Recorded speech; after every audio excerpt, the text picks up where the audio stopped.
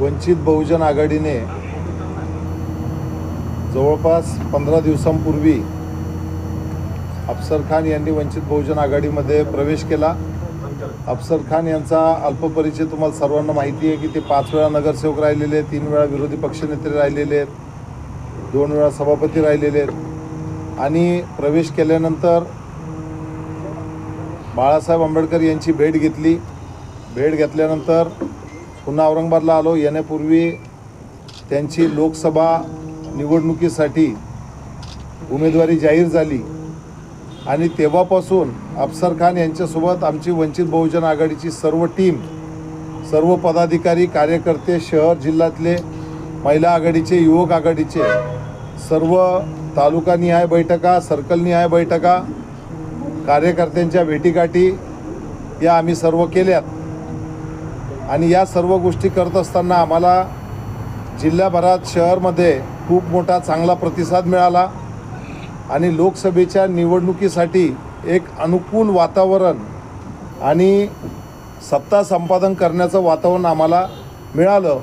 त्या अनुषंगाने आम्ही पुढील वाटचाल करत आहोत। पत्रकार परिषद घेण्याचं कारण सद्यस्थितीमध्ये पत्रकारांमध्ये आणि ज्यांना भीती आमच्या उमेदवाराची त्यांच्यामध्ये सावळा गोंधळ निर्माण झाला आहे की ज्यामध्ये त्यांना असं वाटतं की उमेदवार देणार की नाही देणार, पाठिंबा देणार का, या सर्व गोष्टी निरर्थक गोष्टी ज्या आहेत त्या आम्हाला मीडियाच्या माध्यमातून पाहायला मिळाल्या। आमच्या कुठल्याही नेत्यांनी, प्रवक्त्यांनी किंवा अध्यक्षांनी कुणीही कुठल्याही मीडियावर चुकीचं स्टेटमेंट पक्षाकडून केलेलं नाही, कृती केलेली नाही, परंतु हा जो काही संभ्रम निर्माण झाला आहे तो आमच्याकडला अजिबात नाही।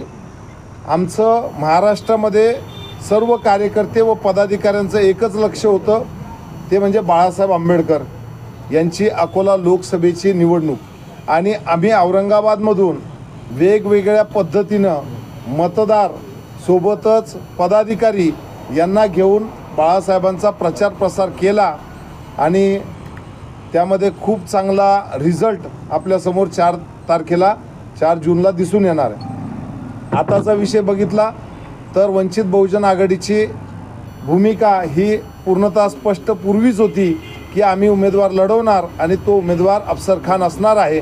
त्यामुळे त्यामध्ये वंचित बहुजन आघाडीकडून कुठलाही संभ्रम असण्याचा विषय नाही, हे या ठिकाणी मी नमूद करतो। एबी फॉर्म काल पावण्यात आला एबी फॉर्म बाबत अफसर खान आणि बाळासाहेब या दोघांमध्ये विषय होता आणि त्यामध्ये बाळासाहेब स्वतः त्याची स्वाक्षरी असते आणि उमेदवार हा बाळासाहेबांनी सुनिश्चित केलेला आहे। तर एबी फॉर्मबाबत ज्या भूमिका होत्या त्यामध्ये जिल्ह्याच्या, विभागाच्या किंवा राज्याच्या कुठल्याही प्रतिनिधीचा कुठलाही हस्तक्षेप नव्हता। आमचं लक्ष फक्त बाळासाहेबांच्या निवडणुकीवर होतं। पण तुमच्या उमेदवारांनी स्वतः त्या दिवशी पत्रकार परिषद घेऊन हे सांगितलं मी अपक्ष लढतो। बरोबर, 24 तारखेपर्यंत माझ्याही माहितीनुसार त्यांना एबी फॉर्म दिलेला नव्हता। त्यानंतर त्यांनी पत्रकार परिषद घेतली। पत्रकार परिषद झाल्यानंतर बाळासाहेबांचं आणि त्यांचं बोलणं झालं, त्याबाबतची भूमिका ते स्वतः स्पष्ट करतील। देखो, सबसे पहले मैं आप लोगों को ये बता दूं, पूरे मीडिया को, प्रिंट मीडिया को, इलेक्ट्रॉनिक मीडिया को और शहरान औरंगाबाद को और ज़िले को, मेरी उम्मीदवारी कोई 25 को डिक्लेयर नहीं हुई या 24 को डिक्लेयर नहीं हुई। मेरी उम्मीदवारी डिक्लेयर होके 20 दिन हो गए और 20 दिन होने के बाद हमने पूरे तालुके घूमे, पूरा ज़िला घूमा, हम लोग शहर घूमे और हमको बहुत अच्छा प्रतिसाद मिल रहा था। लेकिन बी फॉर्म इसलिए नहीं आया कि बाड़ा साहब इलेक्शन लड़ रहे, सब लोग बिजी थे और बी फॉर्म 10 दिन पहले देना या 20 दिन पहले देना, ऐसा कोई भी पक्ष की भूमिका नहीं रहती है। दूसरी बात, जब 3 बजे फॉर्म अपने को 25 को भरना होता है, उसके अगर 1 घंटा 2 घंटे पहले भी आ रहे तो फॉर्म आता है। लेकिन 24 को मेरे को फॉर्म नहीं आया था, इसलिए मैंने अपनी भूमिका, मैंने वंचित बहुजन आघाड़ी का भी फॉर्म भर के रखा था और अपक्ष का भी फॉर्म रखा था भर के। तो मुझे जब पता चला तो मैंने प्रेस को इसलिए बुलाया कि अभी तक मुझे एबी फॉर्म नहीं आया। मैंने ये स्पष्ट भूमिका की, मैंने ये नहीं बोला कि मैं वंचित बहुजन अघाड़ी से नहीं लड़ रहा हूँ। मैं अपक्ष की भी मेरी तैयारी थी, मुझे लड़ना निश्चित था, इसलिए मैंने अपनी भूमिका पत्रकार के माध्यम से पूरे ज़िले को, शहर को बताया। उसके बाद सेकंड डे 2 बजे मेरे को एबी फॉर्म आ गया और मैंने 2:05 को एबी फॉर्म लगाकर अपना फॉर्म सबमिट किया। इसमें हमारी कोई राजकीय खेड़ी थी नहीं, हम कोई राजकीय खेड़ी करते नहीं। अगर लोग कोई आरोप प्रति आरोप लगा रहे होंगे तो ये सरासर गलत है। मैं कोई 25 तारीख को या 24 तारीख को उम्मीदवार डिक्लेयर हुआ नहीं। मैं 20 दिन से मैं पूरा ज़िले का दौरा, हम हमारे पदाधिकारी जावेद भाई, हमारे जफ़र जिलाध्यक्ष, हमारे पीके, तमाम लोगों ने हमने पूरे ज़िले का पूरा नियोजन बनाकर पूरे ज़िला घूमकर सब जगह जाके आया और अच्छा प्रतिसाद हमको मिल रहा था। तो हमने इस दौरान ये सोचा ही नहीं कि एबी फॉर्म हमने जब डिस्कस की, बाड़ा साहब का डायरेक्ट मेरे को फ़ोन आया कि तुमने प्रेस क्यों ले आई सी। तो मैंने बोला सर अभी तक बी फॉर्म हाथ में नहीं आया। मैंने ये नहीं बोला कि मैं वंचित बहुजन अघाड़ी से नहीं लड़ रहा हूँ। मैं इंडिपेंडेंट भी मेरी तैयारी थी, क्योंकि मुझे पब्लिक के सामने जाना था, जनता जनार्दन की अदालत में जाना था, इसलिए मैंने अपनी भूमिका ली थी। और इसमें हमारी राजकीय खेड़ी किसी भी किस्म की नहीं थी। प्रकाश अंबेडकर साहब ने बोले मैं कल आपको फॉर्म भेज रहा हूँ, उन्होंने फॉर्म भेजा, मैं उनका तहे दिल से शुक्रिया अदा करता हूँ। और प्रकाश अंबेडकर साहब ने 2 बजे फॉर्म भेजा और मैंने 2:05 को लगा के एबी फॉर्म के साथ सबमिट कर दिया और अधिकृत उम्मीदवार में वंचित बहुजन अघाड़ी का हूँ। आप लोगों के सामने मैं अपनी बात इसमें एक सवाल ये है कि खुद प्रकाश अंबेडकर कितने सभाएं लेने वाले हैं औरंगाबाद में उनकी 3 सभाएं होंगी, ऐसा हमारे पास जानकारी है। बाळासाहेबांच्या 3 सभा होतील, सुजातदादांच्या 2 सभा होतील, अंजलताईच्या 2 सभा होतील. एकूण प्रत्येक तालुक्यामध्ये आंबेडकर घराण्याच्या सभा असणार आहेत. सोबतच राज्य कमिटीच्या दिनांक 7 तारखेपासून ते 11 तारखेपर्यंत राज्य आणि विभाग कमिटीचे सर्व पदाधिकारी औरंगाबादला असणार आहेत. आमची ही लढाई अस्तित्वाची लढाई आहे. या ठिकाणी आम्ही पाठिंब्यातून सीट काढलेलं नाही, आता यावेळेस आम्ही स्वतः आहे, त्यामुळे आम्हाला हे सीट फार महत्त्वाचं आहे. आमची लढाई इथल्या माजी खासदारासोबत नाही आहे. आमची लढाई MIM बद्दल काही तक्रार आहे का, यांनी अफवा पसरवल्या का? MIMचा जर विषय केला तर आमच्या कुठल्याही पदाधिकाऱ्यांशी त्यांचं कुठलंही संभाषण नाही. विषय दुसरा, मी एक व्हिडिओ बघितला, नक्षबंदी काहीतरी नाव आहे त्या व्यक्तीचं, कोणत्या तरी चांगल्या एशिया एक्सप्रेसचं काहीतरी अध्यक्ष आहे काहीतरी, तर त्यांनी एक जाहीर केलं संध्याकाळी 10 वाजता की एबी फॉर्म लावलेला नाही 25 तारखेला, ही माहिती अधिकृत आहे. आणि पुढच्या दिवशी म्हणजे 26 तारखेच्या प्रिंट मीडियासुद्धामध्ये त्याची माहिती आली आहे. तर त्यांनी जाहीर केलं, त्याच्यानंतर त्यांनीच पत्रकार परिषद घेतली, त्यांनीच पाठिंबा दिला. ह्या सगळ्या खेळी आमच्याकडून नाही, हे MIMकडून खेळी आहेत. आणि विनाकारण, आणि ज्या वेळेस निवडणूक आयोग 25 तारखेची डेट 3 वाजेपर्यंतची देत आहे, तर प्रत्येक पक्षाच्या अनेक पदाधिकाऱ्यांनी, अनेक उमेदवारांनी फॉर्म भरलेले आहेत. त्यामध्ये खेळी करण्याचा संबंधच नाही. आम्ही जर वेळेच्या नंतर काहीतरी निवडणूक आयोगामध्ये जाऊन काहीतरी वेगळं करत असेल तर त्याला खेळी म्हणा. आम्ही निवडणूक आयोगाने दिलेल्या वेळेमध्ये सगळ्या गोष्टी करतोय. असं काही बंधन नाही कुणाचं की 18 तारखेलाच फॉर्म भरावा आणि 24 तारखेलाच भरावा. तो आमचा अधिकार आहे, संविधानाचा अधिकार, तो आम्ही बजावला. MIMचा 100% खोडसाळपणा आहे. खोडसाळपणा म्हणजे त्यांच्या पायाखालची जमीन सरकलेली आहे. कारण अफसर खानसारखा मजबूत उमेदवार हा पटांगणात उतरलेला आहे.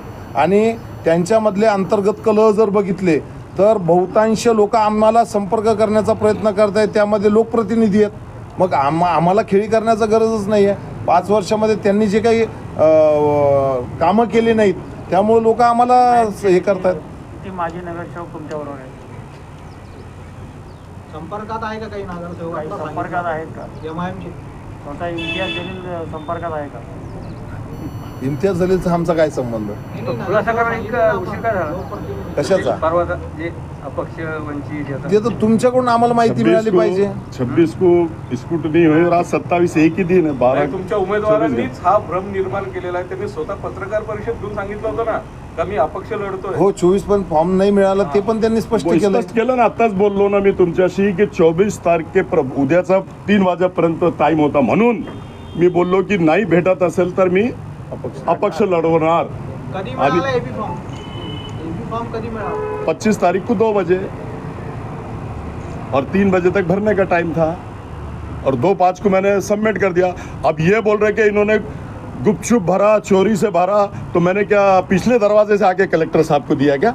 अरे मैंने सामने डंके की चोट पे 200 लोगों के साथ आके भरा।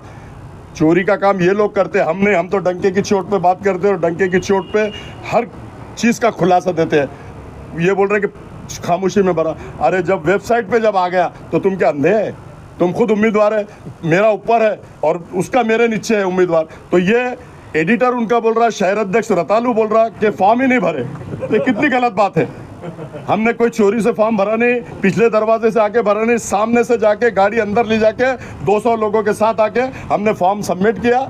और इनको डर है, इसलिए इस तरह की बातें कर रहे, इस तरह का इल्ज़ाम लगा रहे। और उनकी खेड़ी उन्होंने खुद होकर पाठिंबा बाड़ा साहब को डिक्लेयर किया, उन्होंने खुद आनंद अम्बेडकर साहब को डिक्लेयर किया। हम बाड़ा साहब ने ना पाठिंबा मांगा, ना आनंद अम्बेडकर साहब ने पाठिंबा मांगा, ये खुद पाठिंबा दे रहे, क्योंकि इनको मालूम है कि ये पहले वंचित के वजह से चुनकर आए थे, अब वो चुनकर नहीं आ सकते बोल के मतलब हम इनको पाठिंबा दे रहे हैं। अरे तुमको मांगा कौन? जब तुमको 19 में पाठिंबा दिए थे, 19 में तुमने पाठिंबा लेने के बाद खासदार चुनकर आ गए और असद अवैसी ऐसा गोद में उठा के बोल रहे कि हमारे बड़े भाई है, हम इनको सीएम देखना चाहते, सीएम के रूप में देखना चाहते, महाराष्ट्र के सीएम बनाना चाहते।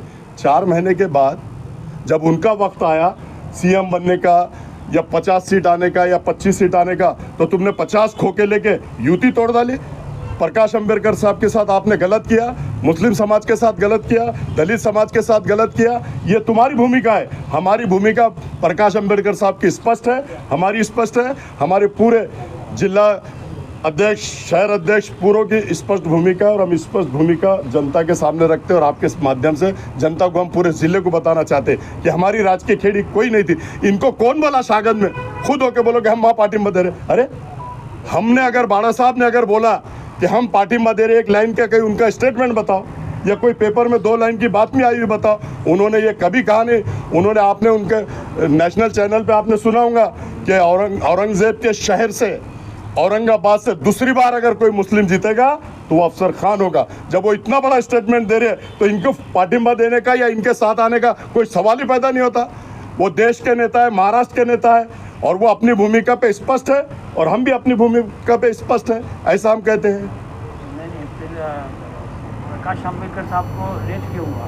कहाँ लेट हुआ? 24 को शाम 25 का 2 बजे मेरे को फॉर्म दे दिया उन्होंने लेट हुए नहीं। फॉर्म भरने का 3 बजे तक टाइम है, और उन्होंने खुद इलेक्शन लड़ रहे, वो खुद प्रचार में बिजी थे, उसके बावजूद भी, इतना बिजी होने के बावजूद भी उन्होंने AB फॉर्म मुझे भेजा। पहले ही देखे रखते, 24 को देखे रखते या 23 को देखे रखते, क्या फर्क पड़ता है? फर्क कुछ पड़ता नहीं, लेकिन बिजी थे ना वो। मेरी उनकी बात हुई ना, उन्होंने बोले मैं भेज रहा हूँ, तुम्हारा 3 बजे तक भरने का टाइम है, 2 बजे आपको फॉर्म आ जाएगा। उनको कोई भरोसा नहीं था क्या? प्रॉब्लम क्या था? भरोसा उनको अपने आप पर भी है और उनके कैंडिडेट पे भी फुल भरोसा है। कैंडिडेट भी मजबूत है और वो भी मजबूत है। वो भी वहाँ से चुन कर आ रहे हैं अल्लाह के फजल करम से, और मैं भी यहाँ से चुन के आ रहा हूँ। ये स्पष्ट बोलता हूँ मैं आप लोगों को। साहब, आप अभी साथ में हैं, क्या कहेंगे? इस बारे में हो मीच सांगितलं, 4 उमेदवार मराठा उमेदवार पक्षाकडे आले। त्यांचा तुम्हाला सपोर्ट राहणार आहे का? जे 4 तुमच्याकडे इच्छुक होते त्यांचा आता तुम्हाला सपोर्ट राहणार आहे असा प्रश्न. आता इम्तियाज जलील पण इच्छुक होते, त्यांचा सपोर्ट राहणार आहे का? नाही राहणार.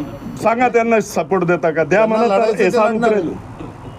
आता आमचं असं मत आहे सरळ सरळ की मागच्या पंचवार्षिकला आम्ही MIM ला पाठिंबा दिला होता, या पंचवार्षिकला त्यांनी यांना पाठिंबा द्यावा, इम्तियाज जलील यांना अफसर खान यांना पाठिंबा द्यावा. मग आम्ही समजू की बाबा यांनी जे काही मतदान घेतले इथले माघार घ्यायला पाहिजे. क्योंकि पहले 5 साल दिए ना हमने उनको. त्यांचे कुठे उमेदवार लढले होते?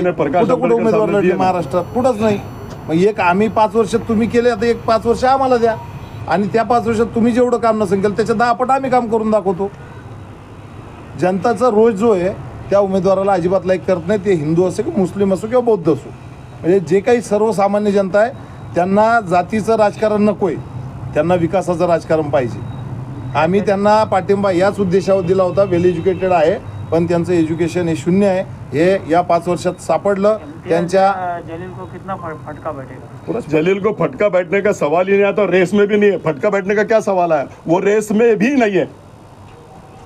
मैं स्पष्ट बोलता हूँ, रेस में आएगा कहाँ से? जब मुस्लिम समाज पूरा नाराज है, दलित समाज पूरा नाराज है, धनगर समाज पूरा नाराज है, ओबीसी समाज नाराज है, तो रेस में आएगा कैसे हो? मग तुमची टक्कर महाविकास आघाडीसोबत आहे का महायुतीसोबत? देखो मेरी टक्कर सीधा सीधा संदीप पान भुमरे से है। मैं स्पष्ट बोलता हूं कि हम दोनों में लड़ाई होगी और दोनों में से जो भी जीतेगा वो हम दोनों में टक्कर है और ये तीसरे और चौथे नंबर पे रहेंगे। मैं स्पष्ट आप लोगों को बता दूं, क्योंकि मेरा जो सर्वे है, मैं जो पूरे तालुके घूम रहा हूँ, पूरा जिला घूम रहा हूँ, इन्होंने काम तो छोड़ो, ये तो गया ही नहीं किसी के पास, शुक्रिया अदा करने को भी नहीं गया। ऐसे चारों तालुके से और पूरे जिले से बातें आ रही है। और चंद्रकांत खैरे 20 साल थे, उन्होंने क्या किया? उन्होंने भी कुछ नहीं किया। 25 साल में पूरा जिला और शहर पूरा हमारा पूरा वंचित है, कोई काम हुआ नहीं, सब लोग सुविधा से वंचित है, ऐसा मैं कहता हूं। और सब लोगों का ये बोलना है कि वो शुक्रिया अदा करने को तक नहीं आया तो काम तो बहुत दूर की बात रही।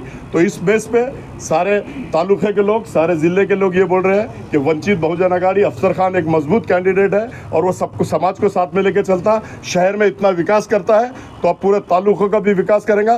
तालुकों की समस्या लोगों ने मुझे बताई है कि सबसे ज़्यादा पानी की समस्या है, लाइट की समस्या है, स्कूल की समस्या है। एक टीचर 5-5 क्लासों को पढ़ाती है। अरे तो तुम 25 साल से, तुम 20 साल से तुम खासदार है, 5 साल से तुम खासदार है, तुमने किया क्या? कुछ भी नहीं, तुम्हारा वक्त शून्य वक्त है तुम्हारा। ये सारे ज़िला और सारे तालुके और सारा शहर ये बोल रहा है। तो इसलिए मैं समझता हूँ कि सारे लोग हमारे साथ हैं और जीत अल्लाह के फजल करम से हमारी होंगी, ऐसा मैं कहता हूँ। खासदार म्हणून निवडून आल्यानंतर कोणाला पाठिंबा देणार? जावेद भाई, मैं सब पदाधिकारी अमित भोईगढ़ ने पत्रकार परिषद में क्या वजह है? क्या अमित भोईगढ़ विचार के साथ है? वो मेरे को पता नहीं, तुम जिला सदर से पूछो। अरे उसके साथ मुसलमान नहीं है तो अमित भुईगढ़ क्या जाएंगे? 70% मुस्लिम नहीं है उसके साथ तो अमित भुईगढ़ क्या जाएंगे? अमित भुईगढ़ एकदम पक्के सिपाही है प्रकाश अंबेडकर साहब के, वो इधर उधर हलने वाले नहीं। आज के पत्रकार परिषद क्यों नहीं थी? वो बाहर गए, वो अकोला से थे, बाहर गए हुए हैं ना, यहाँ नहीं है ना। तुम्ही निवडून आल्यानंतर कोणाला पाठिंबा देणार? मी प्रकाश अंबेडकर साहब का सिपाही हूँ और मैं किसी को पाठिंबा देने नहीं दूंगा। मैं अपने बाला साहब के साथ में रह के पूरे लोकसभा को हिलाने का काम करूंगा। जो संविधान बदलने की बात करते हैं उनको टक्कर देने का काम करूंगा। और जो अभी बोल रहे हैं कि सामान्य नागरिक कायदा लाएंगे, उसको कड़ा विरोध अफसर खान का और प्रकाश अंबेडकर साहब का रहेगा। और वो हम सामान्य नागरिक कायदा होने नहीं देंगे, NRC आने नहीं देंगे। अभी इनके रहते हुए तो CAA पास हो गया, लेकिन अल्लाह के फजलो करम से हम NRC और सामान्य नागरिक कायदा पास होने नहीं देंगे। हम मोदी के आंखों में आंखें डाल के बात करने वाले लोग हैं, अमित शाह के आंखों में आंखें डाल के बात करने वाले। हम किसी के बाप से डरते नहीं, हम सिर्फ अल्लाह ताला से डरते हैं, ऐसा हम बोलते हैं। औरंगाबाद नामांतर पे क्या भूमिका? औरंगाबाद नामांतर तो जो थे अंदर, उन्होंने तो उसके ऊपर कोई भूमिका निभाई नहीं, कोई भूमिका उठाई नहीं। आज अगर हम लोकसभा में जाते हैं तो देख लेना आप लोग, पूरा हिंदुस्तान देखेगा कि औरंगाबाद के लिए अफसर खान कैसे लड़ेगा। औरंगाबाद को वापस औरंगाबाद करो बोल के भूमिका रहेंगी और पूरे सभागृह के अंदर धिंगाना अफसर खान करेंगे, ऐसा मैं बोलता हूँ। देश की जो राजनीति है, प्रधानमंत्री जी दंगे पे बातें कर रहे हैं, तो कैसे देखते हैं आप? हिंदू मुसलमान ऐसा उनका प्रचार का नतीजा दिख रहा है। देखो, ये पिछले 14 से लेके आज तक 19 तक ये करते हैं और 24 में जा रहे हैं। लोग समझ गए जातिवाद करना, हिंदू मुस्लिम को तोड़ना, और ये इनका इमाम का भी वही काम है। मुसलमानों को जज्बात में लाना, मुसलमानों के उनके देवी देवताओं के खिलाफ बोलना, उनके खिलाफ बोलना, और मुसलमानों को एक जगह करना और हिंदुओं को एक जगह कर देना। चाहे सेकुलर हिंदू भी है तो उसको इतना बुरा अगर कोई बोलेगा, अगर कोई हमारे हुजूर के शान में गुस्ताखी करता तो हमारा खून खौलता नहीं क्या? तो वो अगर उनके भगवान के बारे में बोलेंगे, उनको सुपारी इस टाइप की दी जाती है कि सारे हिंदुओं को एक जगह कर दो और मुसलमान को एक जगह कर दो। लेकिन अब हिंदू भी समझ गया है, मुसलमान भी समझ गया है, इनकी बातों में और इनके झकोलों में आने वाला नहीं। ये झूठे और मक्कार है, मेरा स्पष्ट बोलना है। सर भाई, वंचित से आप लड़ रहे हैं पूरी ताकत से औरंगाबाद जिले में लड़ने वाले, किन वादों के साथ में आ रहे हैं आप औरंगाबाद? अरे बाबा, मैंने अभी आपको बोल दिया कि ग्रामीण में क्या काम है, नहीं हुआ, शहर में क्या काम नहीं हुआ। औरंगाबाद नाम चेंज होने की बात हुई, मुस्लिम आरक्षण की बात है, 3 तलाक की बात तो उन्होंने कर दी। अब हम मुस्लिम आरक्षण के लिए भी हम बात करेंगे, मुस्लिम आरक्षण के लिए भी हम करेंगे। मराठा आरक्षण को भी मिलना चाहिए। हमारे प्रकाश अंबेडकर साहब, हमारे नेता ने भी बोला, और हम भी हमारी वो भूमिका करेंगे कि सबके साथ न्याय होना चाहिए, चाहे वो मराठा हो, चाहे वो धनगर हो, चाहे OBC हो। और मोहम्मद पैगंबर का जो बिल उन्होंने वहाँ डाला है, उसको भी पास करके जो अगर हमारे मोहम्मद पैगंबर के बारे में अगर कोई गलत बोलता है तो उसको कड़ी से कड़ी शिक्षा होना, ऐसा हम बिल वहाँ पास करने लगे। औरंगाबाद जिले की जनता पूरी तरस्त है, पानी नहीं आता है, 10-10 दिन पानी नहीं मिलता है, सिटी हो या ग्रामीण हो, ग्रामीण में तो बहुत बुरा हाल है। उसके लिए आप क्या करेंगे? पिछले खासदारों ने भी बहुत वादे किए लेकिन अभी तक के वादे पूरे नहीं हुए, उसके लिए आप क्या करेंगे? वो वादा करते हैं, मैं वादा नहीं करता, डायरेक्ट काम करता हूँ, मैं अंजाम तक पहुँचता हूँ। और मैं जैसे चुन के आता हूँ, ये जो आज 8 दिन 9 दिन 10 दिन 12 दिन में पानी आ रहा है, अल्लाह के फजलो करम से आग के सभागृह में जाते ही जितना फंड यहाँ लगता है, खींच के फंड लाने की ताकत रखता हूँ। आपने देखा होगा कारपोरेशन में महापौर किसका भी हो, बीजेपी का हो या शिवसेना का हो या कमिश्नर कोई भी हो, फंड लाने की ताकत हम में है। और हम वहाँ से फंड ला के डेली पानी अगर नहीं कराऊंगा तो फिर मेरे को बोलना, आप लोग डेली पानी औरंगाबाद शहर को मिलेगा, ऐसा मैं बोलता हूँ। इम्तियाज जलील एक अच्छा खासदार जो लोकसभा में संसद में इधर की सारी समस्याएं वहाँ रखता था, अच्छी स्पीच देता था। कंप्लेंट क्या है उसके बारे में? मेरी कोई कंप्लेन नहीं है, जनता की कंप्लेन है। मेरी क्या कंप्लेन हो सकती है? मेरा कोई काम ही नहीं है उसके पास, मैं कभी काम लेके ही नहीं गया। जनता के जो काम है, ज़िले के जो काम है, तालुके के जो काम है, सारे लोग बोल रहे हैं कि उसने काम ही नहीं किया। मेरी कोई उससे मेरी पर्सनल कुछ भी नहीं है। अगर वो काम नहीं करेगा तो जनता उसको उसकी जगह बताएगी, और जो काम करता है जनता उसको चुन के देंगे, ऐसा हमारा स्पष्ट बोलना है। विराटपुरे में जो वाक़या हुआ उसमें उनका अच्छा काफ़ी रोल रहा, ऐसा ही बोला जाता है। क्या रोल रहा? बरा मुझे मालूम नहीं उसने क्या ऐसा कौन सा रोल किया, बताएंगे आप तो मैं उसका जवाब दूंगा। मंदिर में छुप के उन्होंने कुछ होने नहीं दिया। अरे मंदिर में छुप के, बड़ी अच्छी बात की आपने। वो अपनी जान बचाने के लिए मंदिर में जाके छुप के बैठे, और उन्होंने स्पष्ट कहा कि कॉमिंग ऑपरेशन करो, कड़क कार्रवाई करो, तुमको बचाने के लिए कोई आएगा नहीं। उन्होंने ये शब्द वापरा और ये बोला कि सौरभ, ये हिंदू मुस्लिम का झगड़ा नहीं है, ये मुसलमान के बच्चों ने बटन के प्लेयर में आके पूरी पुलिस की गाड़ियाँ जलाई और पूरा पुलिस पे पथराव किया। ये इसका स्टेटमेंट है। मतलब ये मुसलमानों को नुकसान पहुंचाने के लिए चुन के आया। नौजवान बच्चों को जेल में ठोल दिया गया, 500 बच्चे जाएंगे बोल रहा था, लेकिन हमारे आरिफ नसीम साहब आए, हमने सबने जाके सीपी को मिला और उस 100 के अंदर स्टॉप हुआ और पूरे बच्चों को छुड़ाने का काम हमने किया, ऐसा हम कहते हैं। इम्तियाज जलील हर साल जो है तो आम खास मैदान में आज फेस्टिवल कराते हैं नशा मुक्ति अभियान के रूप में। अगर आप खासदार बनते तो आप भी ऐसे नौजवानों के लिए फेस्टिवल कराएंगे? देखो, वो फेस्टिवल वो जो कराता, वो फेस्टिवल बच्चों से, मैं अगर बनता है तो जो 5 लाख फीस लेता है, 3 लाख फीस लेता है, अफसर खान नौजवान बच्चे के लिए सब फ्री करेगा। खेलो, जान बनाओ। और अगर वो ऐसा बोल रहा है कि हम जितने भी गाड़ियाँ ठेले लगते हैं 25,000 20,000 15,000 लेते, मैं सबको फ्री में दूंगा, ये मेरा बोलना है। अक्सर जो उम्मीदवार प्रतिज्ञा पत्र में प्रॉपर्टी लिखते हैं, हाँ, वो सही नहीं रहता। इम्तियाज जलील की कितनी प्रॉपर्टी है? पहले जब आया था आमदार के लिए तो 3,000 थे उसके पास, सिर्फ अब करोड़ों में चला गया, अब करोड़ों में चला गया। खासदार बनने के बाद में जितना था उससे डबल दुगनी बता रहा। वो तो बता रहा दुगनी, लेकिन है उसके पास में 100%। कहाँ कहाँ है, क्या क्या है, वो हमको सब मालूम है। बेनामी प्रॉपर्टी कितनी है? बेनामी तो बहुत लिया उसने, सबके नाम पे। लंदन में लिया, दुबई में लिया, बॉम्बे में लिया, पूना में लिया, नासिक में लिया, औरंगाबाद में लिया। ते केंद्रीय नियोजन समिति सदस्य होते। हाँ, ये अभी जो अपने डेवलपमेंट प्लान जो हुआ, डेवलपमेंट प्लान जो हुआ उसका सदस्य था, लेकिन नेशनल लेवल के। हाँ, नेशनल लेवल के बोले तो सब आता है उसमें। हमारा औरंगाबाद शहर में भी आज जो डेवलपमेंट प्लान टेबल पे बैठ के गया, टेबल पे बैठ के किया गया, जहाँ बस्तियाँ बन गई वहाँ पे रिजर्वेशन डाल दिया गया, जहाँ मकान बन गए कॉलोनियों पे रिजर्वेशन डाल दिया गया, और उसका ये सदस्य था। इसके लिए उसने आवाज़ उठाया नहीं, क्योंकि टेबल के नीचे से आ गया ना, इसलिए वो गरीब कहीं भी जाए, बस्ती टूटे, रास्ता बने, उसको कोई लेना देना नहीं। वक्फ बोर्ड की जमीन के लिए क्या करने वाले हैं? वक्फ बोर्ड की जमीन, जमीनात जो है, हाँ, संरक्षण की, उसको वक्फ बोर्ड की जगह गरीबों का हक है। जितने भी बड़े बड़े मुसलमानों ने वक्फ अपनी जगह, अपनी जायदादें वक्फ की है, ये जो है गरीबों का हक है। लेकिन इस पे हम देख रहे हैं कि वक्फ बोर्ड की ज़मीनों पे बड़े बड़े लीडरान जो है विराजमान हैं। उन्होंने अपने कब्ज़े में जगह लिखी। जितने भी लीडर देखेंगे, वो कांग्रेस के मुसलमान लीडर हो या और दो किसी की दूसरी पार्टी के लीडर हो, वो सब ने वक्फ बोर्ड की जगह गरीबों का हक मार के अपनी जगह पे बैठे हुए। मिसाल के तौर पे यहाँ के मेंबर ऑफ पार्लियामेंट भी, जिनका ऑफिस है वक्फ बोर्ड की जगह पे, ये गरीबों का हक है, जिसके ऊपर कब्जा मार के जो है लोग बैठे। इनको क्या फुकनियाँ पड़ी हुई है क्या कि इनके पास पैसे नहीं है जो गरीबों की जगह के ऊपर आके बैठे हुए?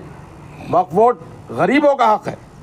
बड़े मुसलमानों ने अपनी जायदाद वक्फ इसलिए किए कि गरीब लोग ऊपर उठे और जो है वो अपने पैरों पे खड़े हो।